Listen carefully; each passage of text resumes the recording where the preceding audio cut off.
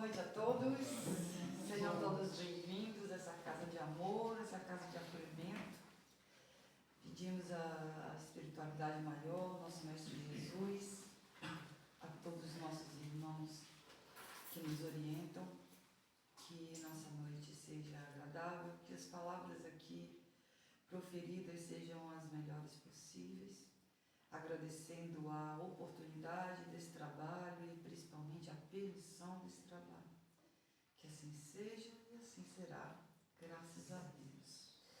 E continuamos, eu devo estar com algum problema, né? Assim que eu tenho que entender o problema do ser, o problema da dor, porque é a terceira palestra que eu faço com esse livro e os capítulos bem juntinhos, né? Nós falamos sobre o capítulo 9, o 10, e hoje nós vamos fazer uma reflexão sobre o capítulo 12, que na verdade é o último capítulo da primeira parte desse livro.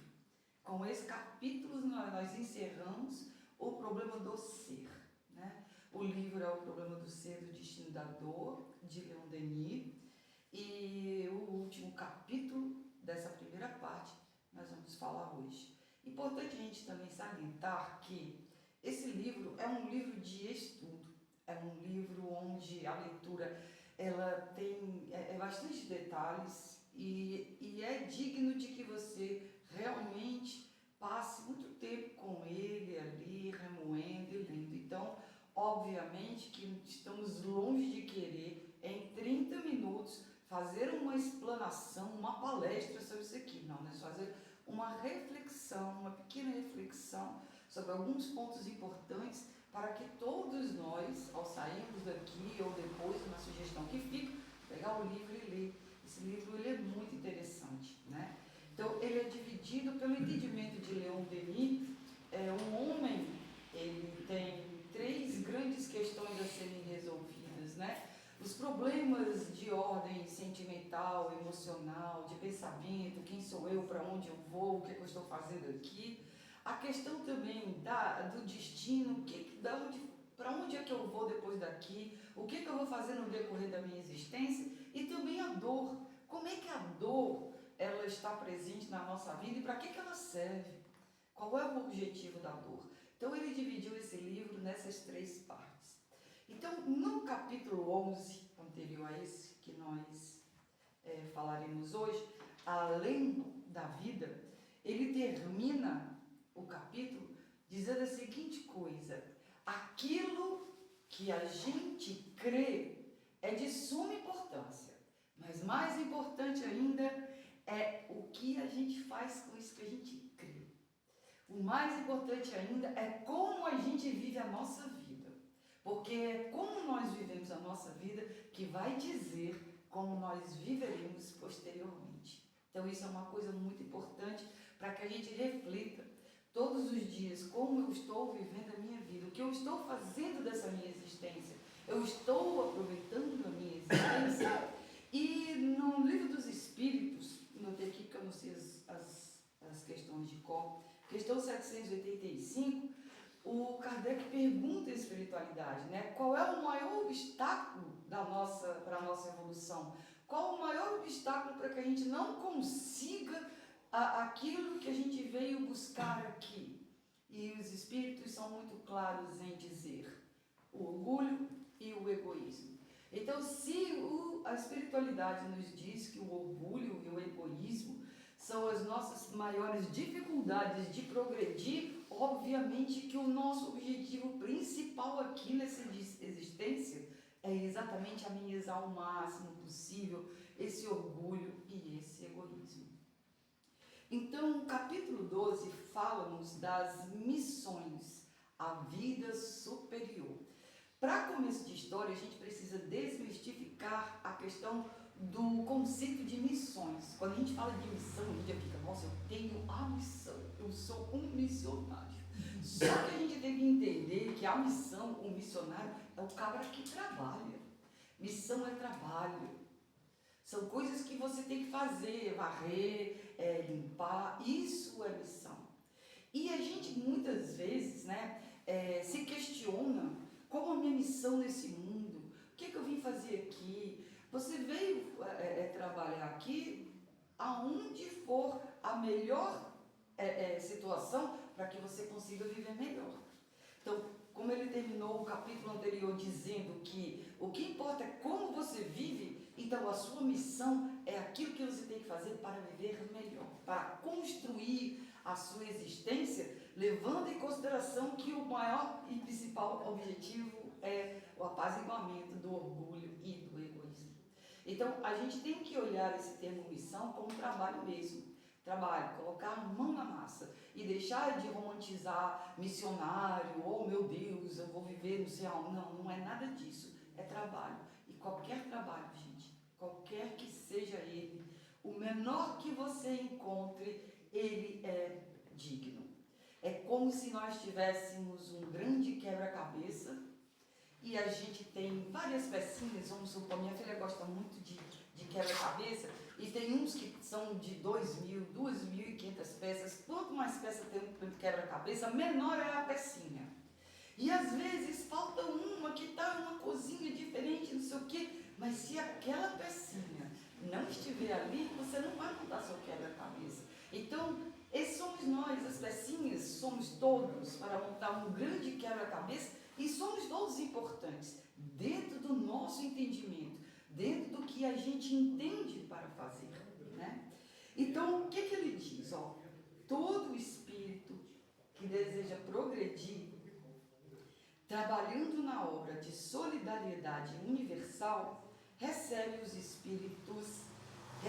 espíritos mais elevados uma missão particular, apropriada às suas aptidões e ao seu grau de adiantamento. Então, quando você desencarna, ele está falando aqui, é de lá, tá? Ou de lá, de cá, enfim, é de lá. Então, quando ele está trabalhando, porque a gente sempre diz, né, quando a pessoa morre, descansa em paz, descansa que nada, vai trabalhar pra caramba, né?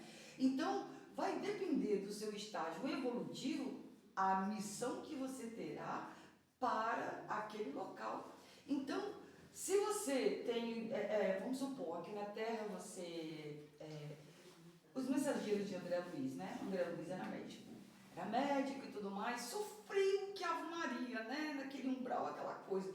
Mas depois que ele foi para o nosso lar, ele não foi diretamente tratar das pessoas, ser médico, não. Vixe, ele patinou, ele conheceu todos os locais que tinha para conhecer, ele trabalhou aqui, trabalhou, até que ele conseguiu a permissão de realmente colocar os seus conhecimentos em pauta e os seus conhecimentos para ajudar o próximo.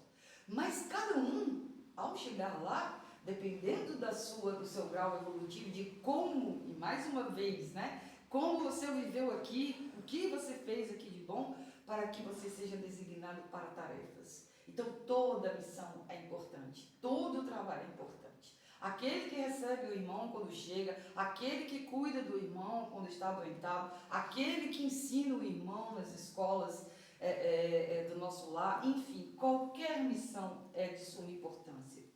Uns têm por tarefa receber os homens em seu regresso à vida espiritual, guiá-los, ajudá-los a se desembaraçarem dos fluidos espessos que os envolvem. Outros são encarregados de consolar, instruir as almas sofredoras e atrasadas. Espíritos químicos, físicos, naturalistas, astrônomos prosseguem suas investigações, estudam os mundos, suas superfícies, suas profundezas ocultas, atuam em todos os lugares sobre a matéria sutil, que fazem passar por preparações, por modificações destinadas a obras da imaginação humana, teria dificuldade em conceber. Outros se aplicam às artes, ao estudo do belo, sob todas as formas. Espíritos menos adiantados assistem os primeiros nas suas tarefas variadas e servem-lhes de auxiliares. Então, por exemplo, dentro de uma casa espírita, assim que você começa a frequentar uma casa, não vão colocar você numa mesa mediúnica para você dirigir a mesa mediúnica. Ninguém pode fazer isso. O que você vai fazer? Vixe, você vai passar por vários estágios. Você vai auxiliar as pessoas que estão na casa, você vai aprender o funcionamento de uma casa, você vai fazer parte de todo um processo. A mesma coisa é no mundo espiritual. Então a pessoa não chega lá, eu sou professor, então eu vou ensinar. Não, você não vai ensinar. ensinar de cara. Você é professor, eles sabem que você trabalhou lecionando, mas primeiro você vai conhecer todo o funcionamento aqui, você vai colocar essa humildade aí dentro, porque você é muito metida besta e está se achando e as coisas não são assim. Mas o que a gente precisa entender é que todo e qualquer serviço, e isso não serve quando a gente só desencarna não, serve para cá. Todo e qualquer serviço é importante, todo e qualquer serviço faz falta se você não fizer. Todas as vezes que eu faço minhas orações ou que eu realizo algum trabalho, eu agradeço pela oportunidade. Mas principalmente, eu agradeço pela permissão. Porque se a gente for analisar, trabalho existe de ruma, né? Existe muita coisa para fazer, mas nem sempre nós temos a permissão de fazer. Então, quando a gente adquire essa permissão, é como se a gente conseguisse, de alguma maneira, a partir desse trabalho, se melhorar. Porque a gente trabalha para quê? A gente trabalha para auxiliar o próximo e a gente trabalha para se melhorar. Então, quanto mais permissão de trabalho você tem, melhor para que você consiga alcançar o seu intento. Que é o quê? Amainar o seu orgulho, o seu egoísmo e viver da melhor maneira possível. É interessante, Chico Xavier, certa vez, ele foi perguntado, que gostavam muito de colocar Chico nas berlindas para ver o que ele respondia, né? Pegava uns assuntos nada a ver e colocava para o Chico responder para ver se ele caía nas armadilhas. E certa vez, perguntou-se ao Chico o que ele achava das religiões de matriz africana e principalmente o que ele achava das pombogiras. O que você acha das pombogiras? Aí a pessoa já estava esperando, não. O que foi que ele disse? As pombogiras têm um dos trabalhos mais bonitos que existem e também os mais difíceis. Aquela coisa, ela vai aonde ninguém quer ir. Qual o serviço das pombogiras na espiritualidade?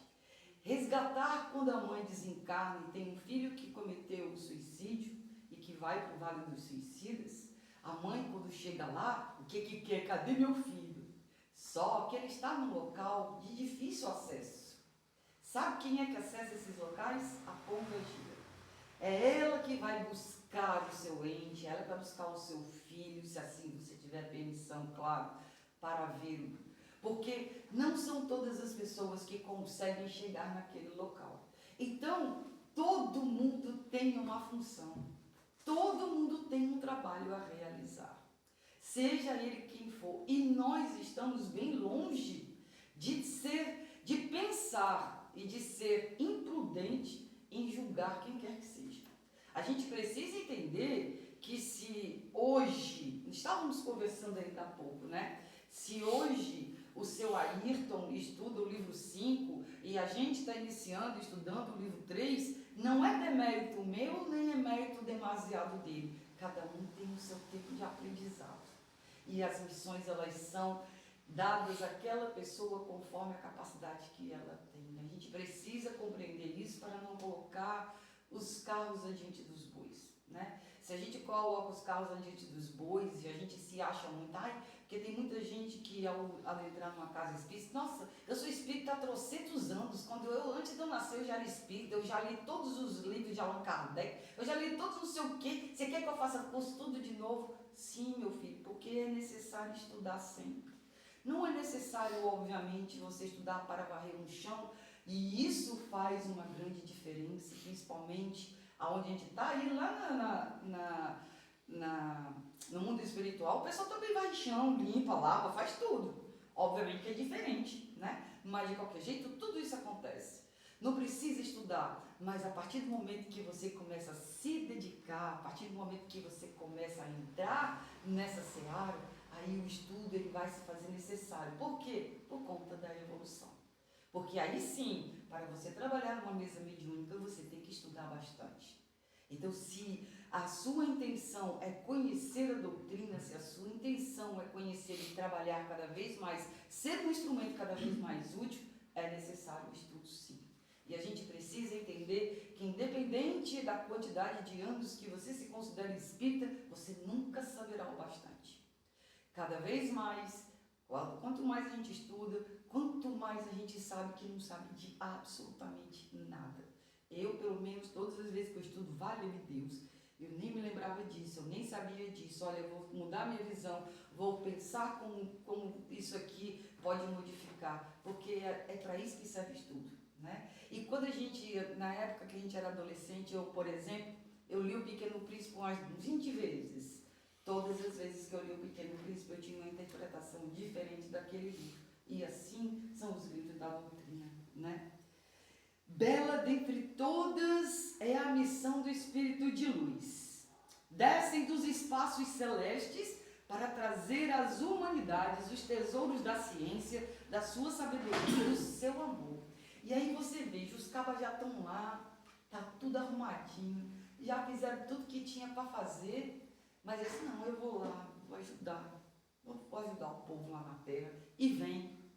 São os nossos mentores, nossos anjos da guarda, nossos protetores, e vem para ter trabalho conosco, né? Porque a gente dá um trabalho para esses pobres coitados. Porque a gente não, mesmo sabendo que eles existem, mesmo acreditando na existência de cada um, a gente muitas vezes não os escuta. A gente muitas vezes não dá vazão à nossa intuição para entender que não é só uma intuição, que é um conselho, que é um aviso, que é não faz isso. E a gente não consegue ter esse entendimento, né?